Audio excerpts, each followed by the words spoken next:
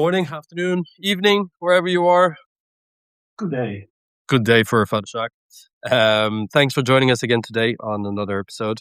Last week we covered marriage, and as a side note, apologies for having missed a week, but even a father or a priest needs to go on holiday, so... Yes, I was in Brazil to get some vitamin D, some sunshine in this cold Dutch weather, and it was really nice. So, walking on Copacabana, all of a sudden we thought of a theme that William came up with, and I thought, well, perhaps after the vacation in Brazil, it's not a bad theme. So, William, shoot. So your beach walks on Copacabana is a nice segue, I guess, into our into our topic for today, which is, as you made out from the title, temptation. So it's a very simple word, but a very big word with a big underlying concept. And we'll touch a little bit on theology. We'll try not to nerd out too much on biblical stuff or theological stuff, but big topic nonetheless. Word temptation actually means testing, not surprising. But let me start actually with a Bible quotation, which I guess is Matthew. The spirit is strong, but the flesh is weak. Yes, I suppose. Can you unpack that for the next 25 minutes? Well, we pray it all the time, and we pray the Our Father, of course, Lord. That's on my list too. Don't worry. But I remember one of my first talks with my mentor in Brazil when I started out as a 26-year-old young priest with then still some hair and, of course, blue eyes and all that, and European look. He said, well, Sjaak, if you hand out communion, you have to say the body of Christ, even though you think when they come to you, Christ for the body, but stay focused. You walk in Copacabana. Out of the gate with the jokes, Father. You walk in Copacabana, in Ipanema and all that, you think, my goodness, God really had a good day when he created the mulatas, the mulattoes, the Brazilian people, the Latinos, because half of the population is younger than 20. That helps. Well, of course. You just give thanks for God's goodness and his creation and his beauty. He saw what he had made and concluded that it was really good. I can see why. But more on a more serious level, right? So, the spirit is weak, flesh is weak. The spirit is strong, the flesh is weak. Oscar Wilde, just to name another great literary person, I can resist everything except temptation. So, we usually think of temptation as a moral failure almost, but it's as much as being human as is eating or breathing, right? Yeah. So why are we wired to want the things that are bad for us, I guess? Well, instant gratification. We get hungry 2 times a day, probably. Some people, they also get horny or interested or, aroused by many impulses. Sometimes it's physical, intellectual, sometimes it's materialism, sometimes, so we give into a lot of these impulses. And we think that, they may give us a short gratification, think that need a compensation, work hard, play hard for a lot of sacrifice or investment. But of course, we also realize that the more you give into these temptations, the more you need them because you become dependent on them as well. Mm-hmm. And in fact, it never satisfies you. It only satisfies the moment, but not the life or the purpose of life. So there is, of course, a certain addiction when you give in to the temptation. The more you go into it, the more hard it is to get out of it as well. So any break in temptation or your fight against temptation can lead to an addiction. For you, anything beyond? Well, that's a big jump and that's a big conclusion. But I know that a lot of people, and not just teenagers, they feel a bit shy to talk about it. But a lot of people in any age group, they struggle with temptation. Mm-hmm. And also with lust, very much so. But the fact that people talk about it is already a huge way out of it. It's a big help when you can talk about these things and not sort of keep them to yourself as a reason for shame or it's a secret and makes you feel guilty. Makes you feel lonely because it becomes a self-satisfaction. You don't need other people to help you in that. If you just rewarding of yourself or is sort of making you happy, can divert from social interaction and quite self-centered. Yeah, I'm thankful you brought it up because honestly, I mean, we talked about this topic before in discussing it, but there is an increasing amount of, in my perception, through what I do in the church with confirmation class, and obviously you as a shepherd, that there is a lot of questions coming, especially from that age group, teenagers and young adults. Mm-hmm. I find it quite ironic because since the 60s, I think it's fair to say that people engage maybe in sexual activity a little bit earlier than before. But now that trend seems to inverse, right? So people are getting married later, people are getting into relationships later, including sex.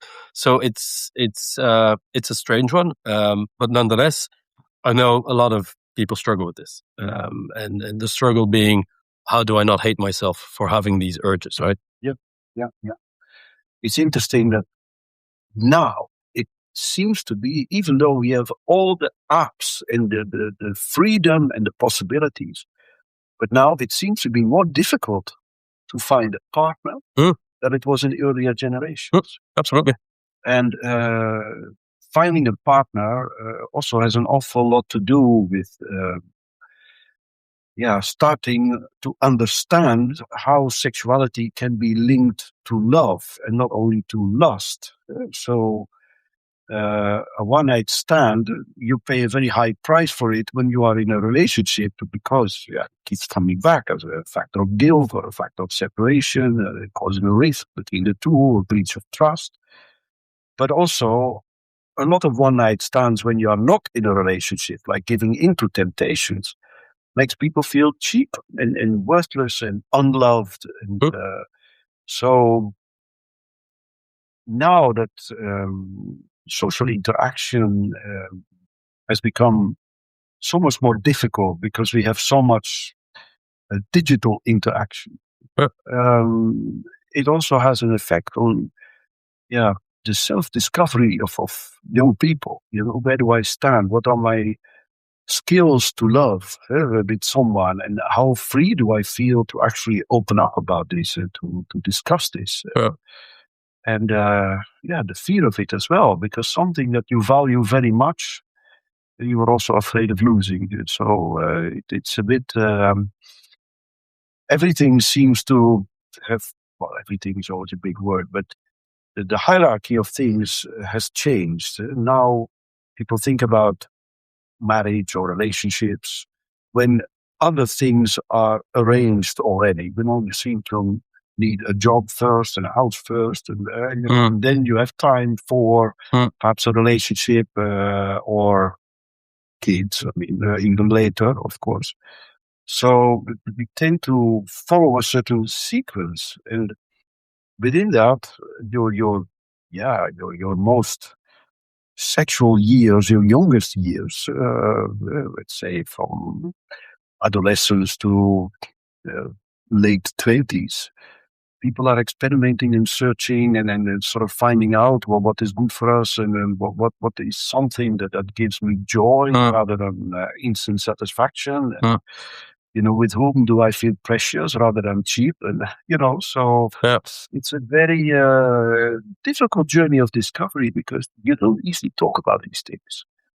And I don't just want to link temptation to sexuality because we are tempted with many things, with status, with influence, power, recognition, validation, and all of these take many forms in the form of money, food, supplements, whatever. Yes, looks, image, all very important. So, even though life in earlier generations was a little bit easier or simpler, Now we seem to have such an abundance of choices. Life has become more complicated. But it also means that youth now have less sex than earlier generations before. Yeah, way less. I just looked it up actually. What is it? I think in high schools, this is US. So in between 91 and 21, the percentage of high schoolers who had never had sex rose from 45% to 70%. Right. Yeah. That's, I mean, I'm not sure how to feel about it, in fairness. But look, I'm on your side in terms of, it's a fine balance, right, between experimenting in finding the right person for you, and so and we'll talk about finding that balance, which is the whole exercise, I guess. But sorry, I cut you off. Yes. Also, there is a big fear of performance, which is also quite something that I hear quite often. That at quite a young age, young people feel a bit afraid to live up to all the expectations from their partner. There seems to be such a... Are you talking in the bedroom or in general? Yeah, in the bedroom. Okay. Yes. So, do I use a condom or not, or Viagra or not, or is it? Am I afraid to give myself in a very vulnerable way? So, in earlier times, sex was less complicated. But now it's... I guess it's got glamorized. So available. It seems to be so easy, and yet it has become more complicated. It's in our face all the time. Toothpaste is sold with sexy models and cars and drinks and everything like that. And yet, everything makes it even more out of reach, because you need to be perfect for it, a perfect body, a perfect career, a perfect person. Otherwise, you are not attractive. And sometimes in the spontaneity or in the feel good about yourself is enough, We quickly, or you quickly, went to two things, mainly sexuality and technology, right? As much as the word has become flesh, has sin become flesh in this? And I'm holding up my phone and looking at other phones and screens, but in particular the phone, right? Whether it's the kids we just discussed, temptation is right here. It's at your fingertips. It's as if all the temptations of the world are in all the apps you want. Consumerism. Is this again sin become flesh?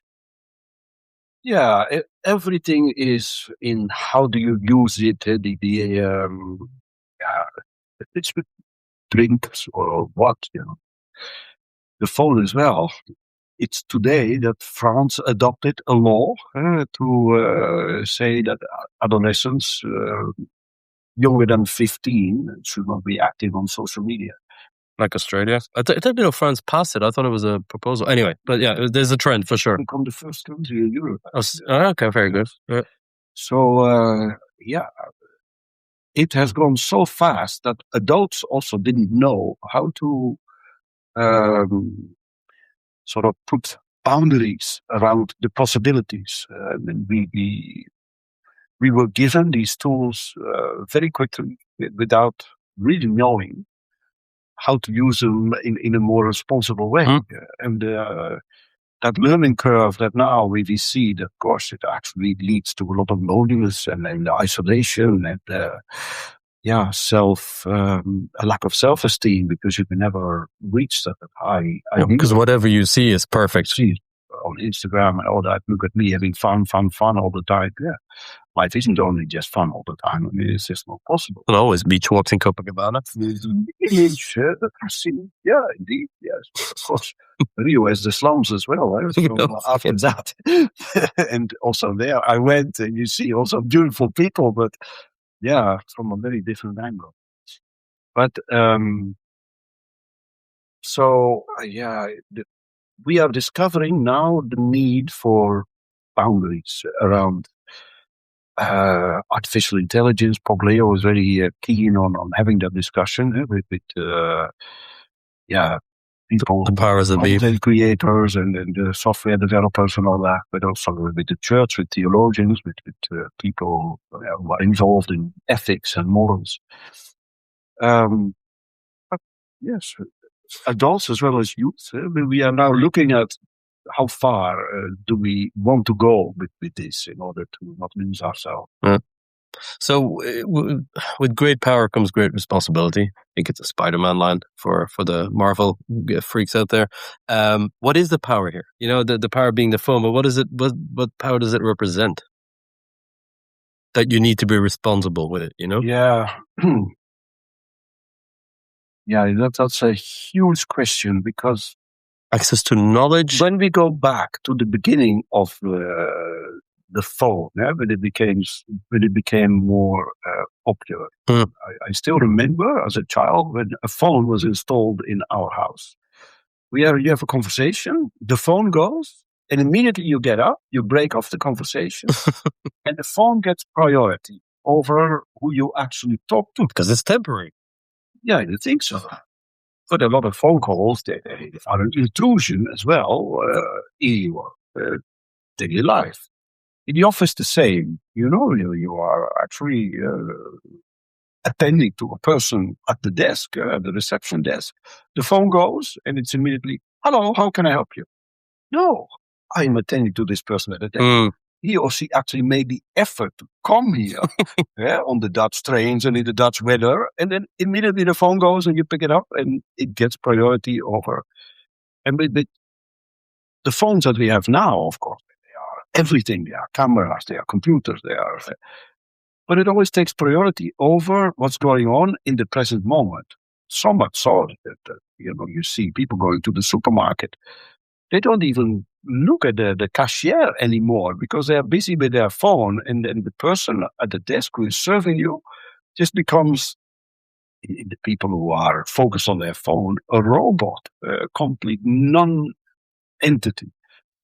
So the priority of the impulse that the phone demands, we have to learn to give it its proper place in our daily routine. A call, an email, a bleep or a beep, it can wait. Yeah, absolutely. Yeah, absolutely. So, but also in the work atmosphere, we have to learn to say, no, we are not answering emails during the weekend anymore, or not after 9 o'clock in the evening anymore, So a boss, he can send out all these emails, great, but on Monday morning, I'll deal with it, not on a Saturday, We have to learn it there as well. But if you want to achieve that, unfortunately, you talked about boundaries. In that particular example, I think for a fact in France, it is illegal for employees, I believe, to even respond, or certainly for employers to send emails over the weekend. It had to be enshrined in law in order not to happen, to protect us from ourselves. Yeah. So, but back to this boundaries theme. Now with internet and technology, there's a new need for boundaries. We've always needed boundaries, right? Yeah, so of course.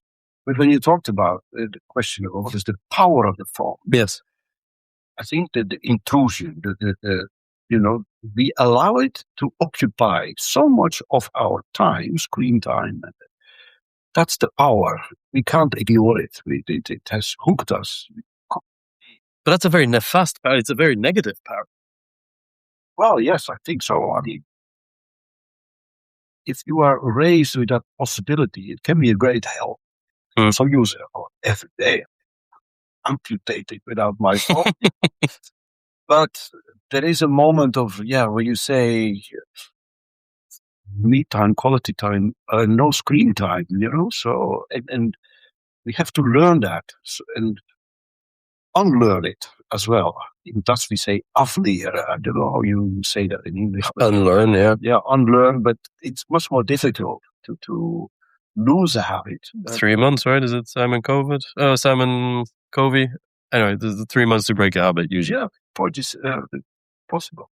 So, the power of the phone is its demanding presence, I think, and we give into it. So we have to learn to say no, or to wait, or to be patient, or these are virtues over the deadly sins we talk about lust. So the opposite of lust probably would be abstinence. Also from the phone. But yeah, to learn the ability to say no, it takes a lot. Yeah, it's difficult. It's definitely, having worked in a corporate environment, it's one of the most difficult things. One of the things that leads to burnout and a host of other things. If you allow me to just take a little bit of a step back and kind of through the church, how would you? What would be? Okay, two questions. Sorry. What would be Jesus Christ's teachings about temptations versus maybe the church? Is if there is a difference? Versus the church, church doctrine. I mean, the 7 sins, for example, that is not a scripture thing. That is not a Jesus. So I meant more in that sense.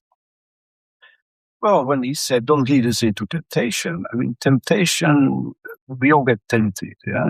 But when the temptation starts to control you, starts to overtake your ability to respond in such a way that, your life through your choices becomes happier, freer, more sustainable, then that they are sideways. They lead you off the path that you want to go. So lead us not into temptation, but deliver us from sin. Yeah, it's a request. It's a cry for help. I can't do it on my own, so help me in staying on the right path. And then it's in walking that we discover the path. So back to that path leads to God, to goodness, to joy, but avoiding or trying like not to fall for temptation at the time or so helps you to avoid an awful lot of trouble, trauma, and unhappiness. Don't lead us into don't lead us in temptation is a question in terms of don't test me. That's how you could interpret it, right? So why, I guess, why are we made this way? Yes. Yeah, God also has a sense of humor, of course. A bit of a cruel sense of humor, if you ask me. But yeah, I mean, look, if I may, for me, there is no light without dark. Right? We have to be flawed to appreciate the good things. There needs to be bad things to be good things. Otherwise, life would be too boring. Aldous Huxley, perfect, near perfect world, or whatever, the Brave New World, utopia, right? So, but sorry, why the test? I think in the end, everything has to do with love. If you have come to the moment in your life that you treasure something, someone, that you love something, and that it's worth living for, you want to stay with that particular cause or person, or you want to stay on that particular path. So you're basically asking not to be diverted, not to be led astray, to stay focused. And therefore, no sin is unforgivable, and temptation is part of life, but also part of gaining wisdom, part of coming back stronger, because the rise with you was worth the fall. It's the all happy sin or necessary fall through which I came to know the love of God. So these things are necessary in order to mature a person into knowing what he or she really wants and values. Life without temptation would be too easy. It would be too boring. I mean, yeah, and also the decision when you give into it or not, but both can make you stronger. So true. I wouldn't immediately judge people that give in to temptation, because I do it all the time. If I walk past a bakery shop, I go in there and buy something. I had a second sugar in my coffee too. So, but there are also moments that you say, okay, enough already. I am going to be stronger than my impulse, my temptation.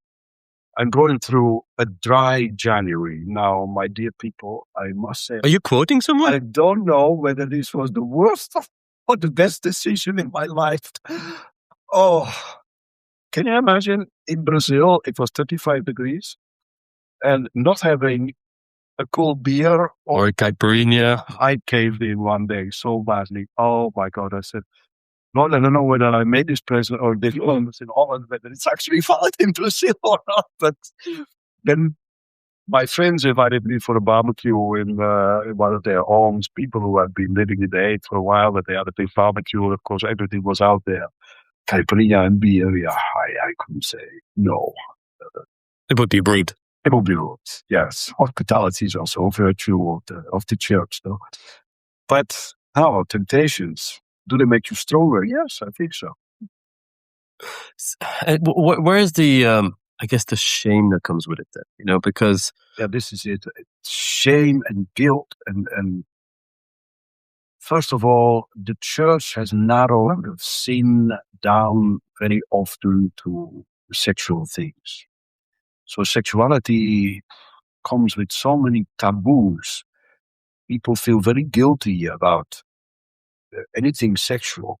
And all, you know, when Bill Clinton had to come clean about Monica, his whole presidency was judged on that instance, you know, and we have... I think in Puritan America, probably a bit more than here. You know, we use more here. Like a French president needs to have, you know, an affair. It's kind of part of it. Exactly. So anyway, sorry. Anyway, we tend to judge people an awful lot by you know, what they do in their bedroom. Mm-hmm. And life is much bigger, and our good and bad is much bigger than our sexuality. So I think, first of all, we need to loosen up a little bit about that. You know, I mean, God is not only keeping watch on what you do in your bedroom, but He looks at the whole picture. So when you come to confession, don't only talk about that aspect of life, but are you a good employer? Do you treat your family with dignity? Yes, sexuality is an important aspect of relationships, but it doesn't give an impression of the entire quality of a relationship. That there is more to fidelity than only interpreted in a sexual way. Mm-hmm. But people feel very guilty and ashamed because it's done in secret, and they feel ashamed because of a certain theology that came with it, or a certain education that came with it, a certain culture or tradition that surrounds it. And it was hardly ever done out of a point of view that, yeah, sexuality is something beautiful and necessary. It's part of being human. It is part of enjoying. But it was always... I remember my grandmother, she was pregnant 11 times. And sexuality was the duty of a couple, you know, your marital obligation. There was procreation. Procreation. There was enjoyment in the whole thing of lust hardly came into it. It was your duty. And the poor woman, she was always pregnant. So we have sort of reduced it to, there is a tremendous sense of obligation that comes with it and expectation. But later, when canon law changed in the 80s, the first time they said sexuality is there also for strengthening the bond between couples. And it's a beautiful thing. The 1960s or something, right? I believe 80s. Sorry, no. Yeah, it was the spark probably in the 60s, and then And Pope Benedict wrote some beautiful thing, love and caritate. It was so love and charity, they go together. So there is an awful lot of caring and mutual affirmation and building trust and affection. So the sexuality is got to do with tenderness and mutual giving. It's not only the act that makes people sexual beings. There is much more than that. So I think we need to feel less guilty about enjoying sexuality. Yeah, but I would, if I may, even extend beyond sexuality, because the guilt is the same whether you smash a bar of chocolate, whether you buy the umpteenth dress in a different color, or whether you smash a whole bottle of wine instead of the intended half a bottle of wine. So what could you do or think or build in as a strategy to kind of like be kinder to yourself in those moments? Well, I think the guilt comes with an awareness that something is too much. The too is always bad. When too much food, too much, or what somehow separates you from feeling good. So being kind to yourself and having it sort of a yardstick where you look at yourself and say, well, I can make one mistake, but it shouldn't become a habit. Also, how often does this happen? And can I resolve this on my own, or do I help? Is help available? It's very, very often the first step towards healing, the admission that you need help. So in confessions and also in counseling, when people actually have made that step to talk about it, it's already a very good beginning of cure. But I think a lot of people suffer with guilt and shame far too much on their own. And it is also very locally and culturally conditioned. Well, what is possible in the big cities is sometimes not possible in the villages, and what is possible in a more context in an Islamic neighborhood may not be maybe totally different than it is in a neighborhood in let's say Rio de Janeiro or Los Angeles or San Francisco or whatever. So we are so conditioned by our religion, by our culture, by our upbringing.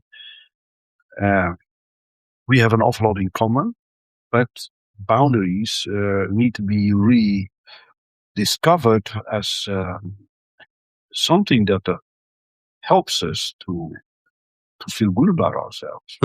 And discipline is a beautiful word. It has nothing to do with making people feel right or wrong or punishing people, but it comes from disciple, from learning. And discipline, when you learn something because you realize that you overstepped a mark, then it is a tremendous growth experience. So I still remember when I was on the promotion team of the Mill Hill missionaries. They used young seminarians to promote vocations in different parts of the world. So I was sent to a school in Liverpool. Now, Liverpool then, that was in the late 70s, well, early 80s, was a rough town. I mean, it's a rough. Could argue it's still quite rough. Catholics and all. I mean, big Liverpool fans, by the way. Just for the record. And there was an assembly in the school at the beginning of the week. So about 1,000 students in a huge school hall, and there was a mistress of discipline. Now, she was a woman of 2 cubic meters, equally square. And, so she mistress of discipline. Mistress of discipline. And she came on stage, and she sort of announced the events of the week. And then she read the riot act to all these teenagers. And she said, we have visitors this week, and we are going to impress them, won't we? And then the students were supposed to say yes. And they're all chewing bubblegum, of course. Busy with other things, or listening to her. And she said, and how will we do that? She said, by not injuring one of them. Won't we? She said that totally gave the atmosphere of the school already, because it was, And there was a Father Sjaak shaped hole in the wall. Yeah, exactly. Yeah, so rotten tomatoes ready, or foul eggs. So, and there was still public beating. Can you imagine? On Friday, at the end of the week, they would call up some of the students who had misbehaved and went to the headmaster's office. And they would get a smack on the back with it. Did you have corporal punishment in school? Me never. No. That would be unthinkable. Even in prior generations, I know my dad. Well, I think and I mean, not like lashes with but like with a ruler on the fingers. Did you never? I would have thought you would have been in the generation of. No. I had that was at primary school. The teacher would throw one of these brushes that was full of chalk. Oh, I got many of those thrown at me. Yeah. Yes, it exploded with a lot of. It was very funny. Salt powder. Yeah, that was about it. But no. Sorry, the Liverpool mistress. Liverpool, I mean, overstepping the mark and boundaries, and I mean that was the other extreme. We don't want to go back to that. Yeah. But that there was some sort of common awareness of, okay, if I do this, then it has a consequence. And then I am sort of, I'm shamed and blamed in public. But then after that, it's over and it's gone, so there is no psychological continuous sort of warfare or sort of grinding the axe with making you feel bad for a long time. No, you paid your dues to society, over, and then next week is a new week, so clean slate. Yeah, you might be forgiven, but the shame might still internally hang on. The fig leaf, to put it that way. You mentioned charity. I want to talk as well a little bit about greed. Because we are in an economy, in a market, in a capitalistic environment. So here's the final question. In terms of greed, how do you balance greed versus charity? What I mean with that is, if you have a certain income, how much of your income should you give away to not be greedy, but also, not in a sense to absolve yourself from greed, but what's the golden rule here? How much do you give to not appear too greedy? There are several. In the book of Leviticus 25, the idea was to allow the third generation to start with a clean slate. So that can be forgiven. So the grandchildren didn't have to bear their own decisions, also material of the grandparents. So that was, the whole idea of the 50th year would be the year of settling debts. How much do you give? Yeah, tithing was a custom in the church. You give 10% of your income. In quite a few of the Protestant churches, that is still the case. So tithings, you give a certain percentage of your income. Now, of course, that doesn't happen anymore. But people, not in this part of the world, I've still seen. Well, Germany has a church tax, right? Tax, absolutely. Which you could interpret as a charity tax. Absolutely, yes.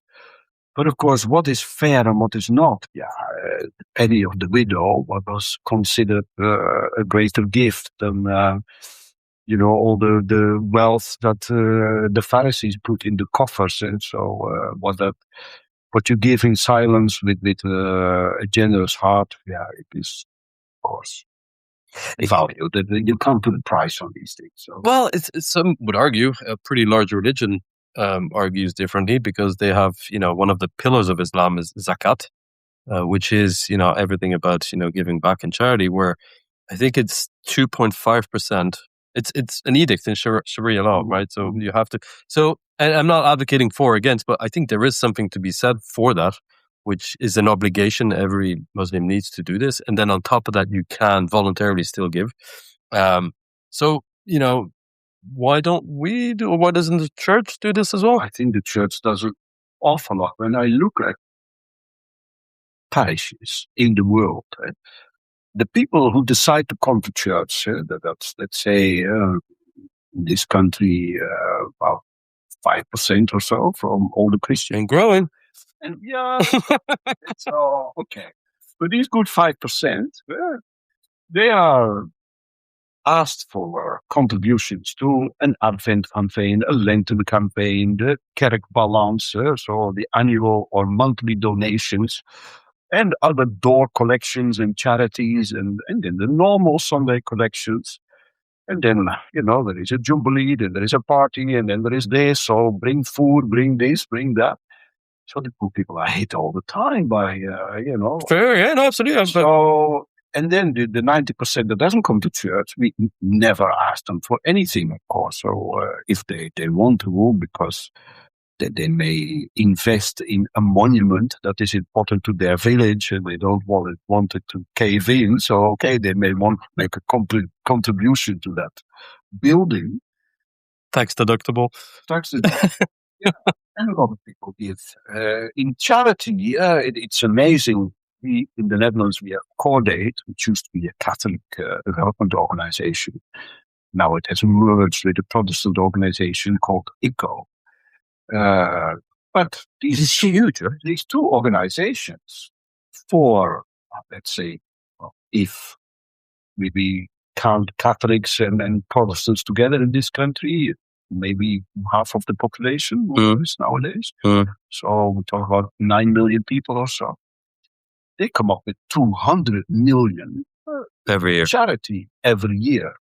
Maybe. Granted, there are government subsidies and all that, but still, it wouldn't have happened if these Christians wouldn't have organized themselves for charity. So, I think Christians, on the whole, in many different ways, they are extremely generous, and you can see that also in the beauty of what they have produced in terms of art and music, aesthetics, buildings. Schools, hospitals, religious objects, churches. When they build something, they, especially the historical churches, they build beautiful stuff in the greatest detail. So they have contributed a lot of beautiful things to society. Agreed. Just the way you phrase it, I'm sure it's not how you meant it. Imply that Christianity is Christians are the best at charity. Is there any correlation? I have no idea. It doesn't imply that, but they are generous. Yes, absolutely. Yeah, I mean, I think per capita. Shout out to Ireland. I think Ireland is the most giving country per capita, if you calculate that way. So I guess that would track with quite omnipresent religious presence there. Yeah, I found the Islam. There's something to be said for it. I think it's interesting. I think it's especially at the top level, we're talking about a huge amount of money because it goes for everyone. And, the Emirates are flush with cash. So there is a lot, and I've been there. You can see a lot of it going back to there. But yeah. But the Catholic Church, of course, exists as well. I mean, the Caritas Internationalis, they do an awful lot for the poor, for refugees, with charity. And then I look in our parish, I mean, practically all the money that we invest in our refugees goes to non-Catholics. We need a second football pitch, by the way. It's amazing. We have so many youth, non-Catholic youth, playing football, and it's all supplied for by the parish. The language classes, the outings, the trips, the meals, the ad hoc help, the financial help when people are in crisis. No, people are incredibly generous. Don't get me wrong. I just pointed out the difference that in Islam it is mandatory for believers, not so much in Christianity. Not to say that the one works better than the other. Yeah, we do appeal to people, but somehow the Lord always provides.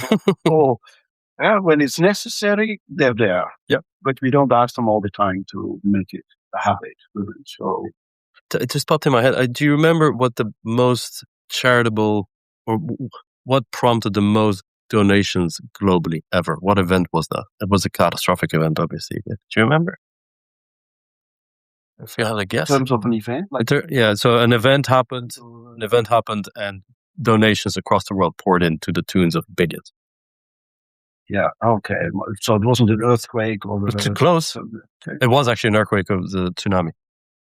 And the Christmas tsunami of 26th of December, I believe it was. Oh, Live Aid of Bob Geldof, they got that. Oh yeah, and then that prompted. Yeah, no, but the event that preceded it was what was the tsunami? Horrible tragedy. Yeah. No, on the whole, the Netherlands is extremely generous when it comes to these responses to disasters. And they have this 555, this gyro or whatever, and they do these 24-hour marathons on television and on the media. Yeah, we look at last Christmas, the activity of these DJs, the house that raises money for 10 million or so, or 12 million, just a Christmas activity for, I don't know what the... Was it a radio show or a radio place? Okay. Yes. Not familiar with it. We haven't touched on, it's hard not to talk about original sin when talking about temptation, given that this is cross-examination, put it that way. I know that you have your reservations or thoughts about, the Genesis in particular, that it's, prone to be interpreted literally, which obviously it's for us, I think, at both sides of the table is more symbolic than everything. But I do think we kind of have to cover it. So how would you tie the original sin together with temptation? And this is getting a bit more theological. I take that, but yeah. I didn't say it was going to be an easy question. Yeah, gosh, yeah, original sin. Yeah, of course we need. Then you go back to the Garden of Eden and Adam and eating from the apple and not turning away from God. The snake. The temptation. The snake is a temptation, right? Definitely, yes. The new Eve, Mary, trampled the snakes. Through her kindness came back into the world. So, yeah, we can have that original sin, but originally we were created to be good. We are created in the image and likeness of God. So what aspect do we want to dwell on? I mean, there are so many areas in the world that link baptism to cleansing one of original sin. I think, okay, fine, that's maybe an aspect as well, but beautiful baby, beautiful parents, we are here to bless life, to say thanks for that. I mean, original sin, I'm always very careful to introduce that aspect. I understand. I don't know why, Sinners and saints. So yes, we of course nobody's perfect. And we make wrong choices and we do bad things, but God Almighty, most of us are good. So it was quite funny. I mean, I spoke to one of our parishioners who is a regular, but once every 6 weeks. So, okay, frequency can be measured in different ways. And he said, I look at myself, but I wanted to come to confession, but I don't know why, because I don't think I do much wrong. I don't even have the time for There's one.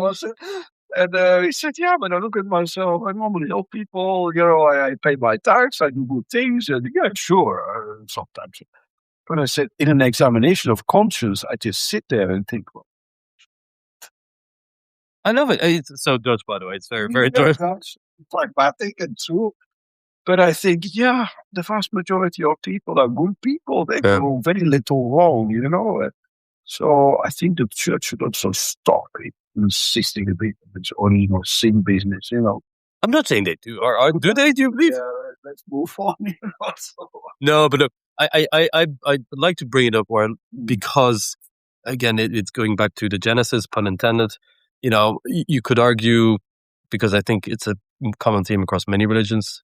So, is it a biological truth that we are just biologically wired? And then, God created everything, so we can tie it all back to there. But, so was the story of Adam and Eve and the apple and the snake a cautionary tale, essentially, Yeah, it was a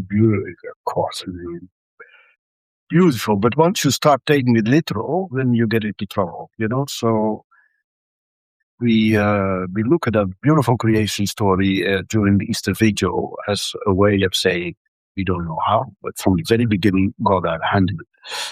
And then whether you believe in the Big Bang or in evolution or in the creation story as literal, we can agree on the fact that life is larger than what we can understand, and what a beautiful way to express that from day 1 to day 7. God had hungry. And for me, what's also kind of fascinating is that the story of the serpent, is the same, basically 3-step marketing campaign that you see in any ad, right? And it works as follows, and it's traceable as an academic thing where it starts with the doubt, right? The snake in this particular case, did God really say that you were not allowed to eat the fruit? So it sows doubt, which could be equated today as in, if I'm looking around to a girl, pretty girl, is that cheating? Is it sowing doubt? Then you come up with the lie, and the lie being, you will not die, you will be like God if you eat the apple. And now that would be, but you deserve this new phone, you deserve this new present, right? So it's the promise, the lie, but the promise. And then the third one being the hook, where the apple looked good, it was too good to pass on. And so you see this in sales, marketing, human interaction, deception. It's the same three switch, hook, bait. I believe it is another term for it. I thought it was interesting. But it's also the idea of, if your eye causes you to see, pluck it out. Can you imagine if you could take that literal? We would all be one-eyed people. Of course, in the world of the blind, the one eye is keen. But, give yourself a break. We focus on the good things, the talents, the gifts, our way of standing in life and making it a little bit better. And most parents do that for their children. Most children do that also for their classmates. People, the vast majority of people are good, and they don't suffer because of original sin. And it's good to have that aspect that, okay, we now we look at the planet and the way we use the planet, and okay, this is our common home. So if we destroy it, yes, that's extremely sinful. We have, this is the 800th anniversary of St. Francis this year.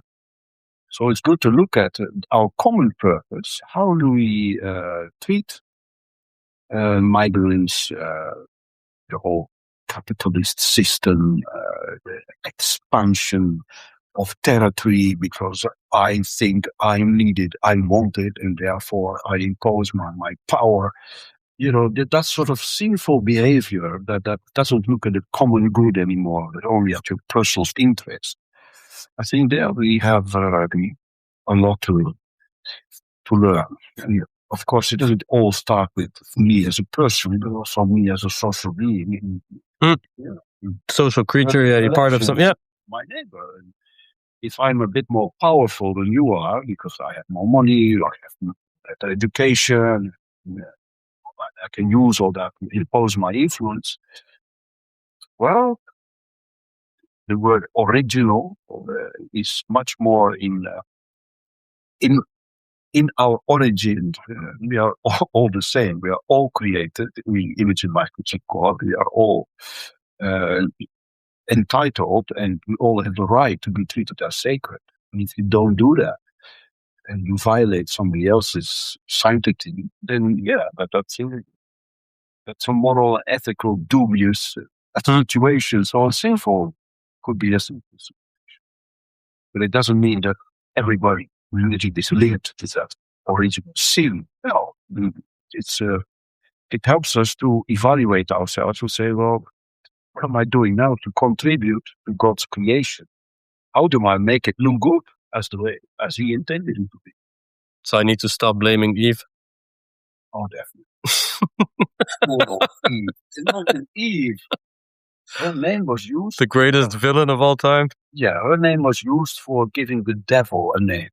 The evil. And Eve, of course, is the root of that name. Can you imagine? I've got one at home, so I know what I'm talking about. My wife's called Eve. Here from this podcast, I would say you have more baptism names, probably, not just Eve. She does. Marie, actually. Marie's are better. Who trampled the snake, as you said. Maybe to finish on a more pragmatic and kind of a positive note, you mentioned many times the thought versus action. I just mentioned looking over my shoulder. Can I look is a look sinful? Is the thought sinful? Obviously, the action or acting upon it is, as far as I'm concerned, is opening the door. The temptation is the knock. But, where do people give themselves a break in the thought department, We get it a lot. A lot of people now, they say, yeah, I spend so much time on the internet looking at sites, pornographic sites, whatever. A group here in the parish, the SA group, the Sex Anonymous, who spend a lot of hours because, they also feel that somehow this is distorting my balance. It throws me off course. And your view on sex, like you alluded to at the very beginning, that's what kind of messes up the kids. If they watch that, do you think that's what happens in a bedroom? Think again, kids. So I cannot say, if your eye causes you to sin, pluck it out. Yeah, of course, we look all the time. But the more it's also a bit of discipline. It's humor and humility. You look at these temptation with a sense of humor, and you say, well, if I want to stay with both feet on the ground, then I also need to be humble enough to say, perhaps not now, not for me. Turn away. It is the beginning of late. Turn away from sin and believe in the gospel. Yes, it's a constant coming back to that cycle of life. Turning away from what doesn't construct, edify, what doesn't make you feel or give you long-lasting joy. Yeah, it's a constant investment. And you are at the forefront, I would say, of this temptation fight, in the sense that you've sworn celibacy. That makes, as far as I'm concerned, you an expert in temptation every day, etc., and fighting a basic biological urge, I would argue. What can you share? What wisdom have you gathered from that celibacy vow? Well, first of all, celibacy is something that a lot of us are bound to, because the church only allows sexual activity within marriage. Mm-hmm. So outside of marriage, if you go very strictly to the teaching of the church, that shouldn't be in. But a priest or somebody who has made a vow of celibacy, you remain single for the church, for Christ, as for your flock. Also, that is a lifelong process. You also need to learn how to live with that. But it doesn't exclude you from affection, from tenderness, from love, from being with people in a loving way. You have to learn how to love your body and take care of it and love others as well. So I think I've seen that quite often with people who sort of fight celibacy with not taking care of themselves anymore, becoming too heavy, or if they drink a lot or eat a lot, or become perhaps a bit power hungry, or very institutional. It can also be separate you an awful lot from healthy living too. So with celibacy, it has to start with loving yourself and doing this out of your own free will, not out of an obligation because you promised it. It's actually as much as a struggle for married couples. Yes, you love each other, but the temptation to look outside happens as well. You can't stop that. So you need to build on your relationship, and a priest also, or a nun, or a brother needs to build in that relationship as well in order to continue to be faithful to your work. I'm a bit disappointed, Father. I thought we were going to come to a clear answer to, this whole question of temptation and suffering and why is it there. But I guess we haven't really got an answer, do we? No. So to maybe give 2,000 years of Christianity didn't be that. I'll leave it open and don't sweat it. Through temptation, we come to get to know ourselves a bit better. For sure. And every moment of that self-discovery is a moment of growth towards maturity. So I would say all temptation is good, but it's may well be necessary in order to become good. So if you're way onto the gym, good for you. Congratulations, not giving in to the temptation of another coffee or bar chocolate. If you're on your way to see your parents, if you're on your way to do good for yourself or others, congratulations. Keep going. We'll try and do the same thing here. Father Sjaak, any wise parting words? Yes, only 4 more days to get through this dry January, so the temptations come again. But all these exercises help to sort of give you a little bit of credibility, and, show that you can do it. So temptations, don't lead us into temptation. But if you are led into it, then don't feel too guilty about it, because you can say the Our Father tomorrow again. Father Sjaak, thank you. Listeners, thank you so much for joining us again. Hopefully we'll maybe have some cameras, not for the next episode, but maybe the one after. We're looking to add some video for your viewing pleasure as well, more than your audio pleasure. So yeah, thank you for everything, and talk to you very soon. Bye-bye. Bye-bye.